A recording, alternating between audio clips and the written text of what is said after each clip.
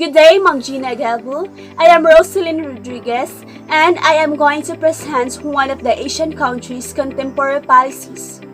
In choosing a country, I would like to research is part of an Asian country, that is, Philippines. To represent a contemporary foreign and economic policies, there are two articles and Republic Act number which pertain to the framing of Philippine foreign policy and the approbation of the 1987 Philippine Constitution. It is Article 2, Section 2 and Article 2, Section 7. The main objective of foreign policy is to use diplomacy or talking, meeting, and making agreements to solve international problems with the President as a principal architect. Philippine foreign policy is an anchor with three pillars. These will be mandated to the Department of Foreign Affairs to implement these three pillars. This will belong to the Republic Act No. 7157, other known as Philippine Foreign Service Act of 1991. Preservation and enhancement of national security, promotion and attainment of economic security, protection of the rights and promotion of the welfare and interest of Filipinos overseas. These pillars overlap and cannot be considered apart from each other. There are also 8 foreign policies, realities outlined by the President. The 3 pillars and 8 foreign policies, realities, they reinforce each other and be addressed as one whole. When it comes to contemporary current policies, the President Duterte administration is called Independent Foreign Policy.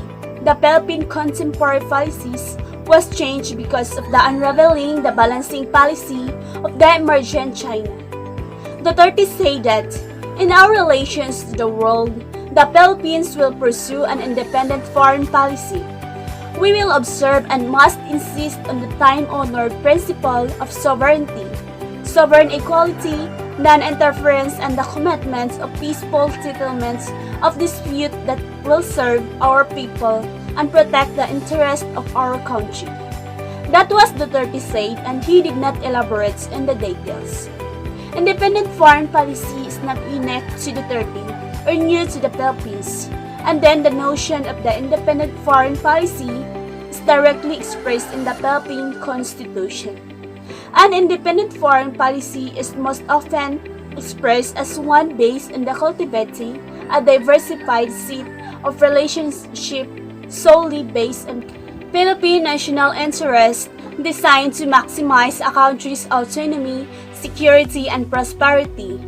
Although some of the 30 policies in fact have continuity with the Aquino years, advancing the economic diplomacy and protecting overseas Filipino workers.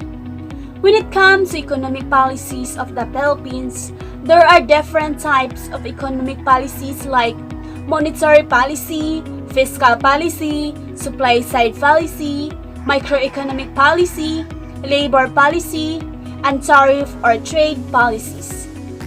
Philippine economic policy is expected to be supportive of growth the inflation rate of 5.2% in 2018 but slowed in 2019 to 2.5%, respecting the bank's central target 2.4%. Inflation rate should decrease to 1.7% in 2020 and increase to 2.9% in 2021. According to the latest World Economic Outlook of the IMF, past economic policies and hampered growth and the resistance of powerful allies to much-needed reforms of largely responsible for the high incidence and persistence of poverty in the Philippines due to the pandemic of coronavirus, many of which have recently been abandoned, as well as to policies that have more directly perpetuated